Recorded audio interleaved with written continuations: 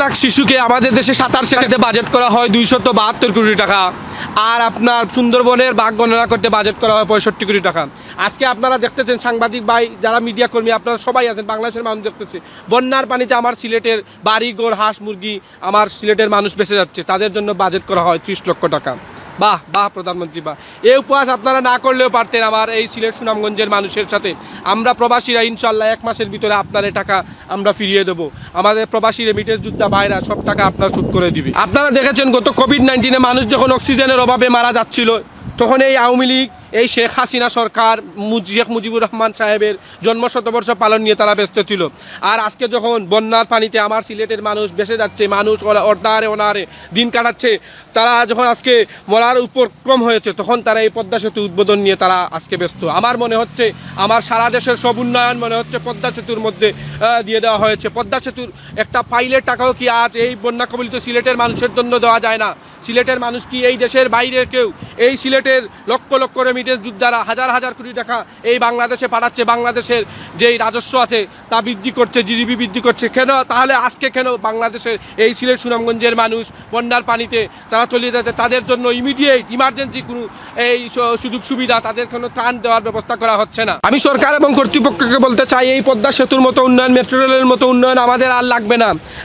আজকে আমার মা বোন পানিতে ভেসে যাচ্ছে, তারা অর্ধাহারে অনাহারে জীবন কাটাচ্ছে, তাদের জন্য আপনারা কিছু করেন। এখন যদি এই ইমার্জেন্সি ব্যবস্থা না নেওয়া হয়, তাহলে এই অবস্থা আরও দুর্বিষহ হয়ে উঠবে, সিলেটের মানুষকে আর বাঁচানো যাবে না। সিলেটের এই পানিবন্দী মানুষের সাথে আপনারা আর উপহাস করবেন না।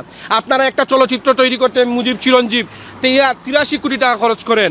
হ্যাঁ, আপনারা ওই যে তাপস অ্যান্ড ফ্যান্স দেখলাম একটা মিউজিক কনসার্টের জন্য তারা কোটি কোটি টাকা খরচ করতেছে আওয়ামী লীগের এরা। প্রধানমন্ত্রী, আপনি ভুলে গেলে চলবে না, 1975 সালে যখন আপনার আব্বাকে মেরে ফেলা হয়েছিল, তখন আপনাকে এই আমাদের সিলেটের কৃতি সন্তান হুমায়ুন রশিদ চৌধুরী লন্ডনে আপনাকে আশ্রয় দিয়ে দিলেন।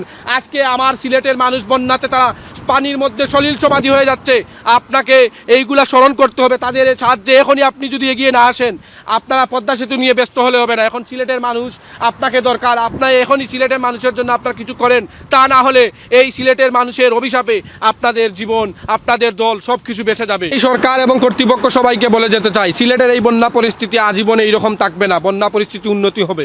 আমরা যারা প্রবাসে আছি দেশ এবং দেশের বাইরে, আমরা সিলেটের বন্যা পরিস্থিতি উন্নতি হওয়ার সাথে এইরকম সিলেটকে আমরা আরও 20টা সিলেট আমরা তৈরি করার সামর্থ্য এবং মন মানসিকতা রাখি। কিন্তু আজকে সিলেটের এই পরিস্থিতিতে আপনারা নাম দেখানো যেই তহবিল দিয়েছেন 30 লক্ষ টাকা, সেই কথা সিলেটের মানুষ কখনো ভুলে যাবে না।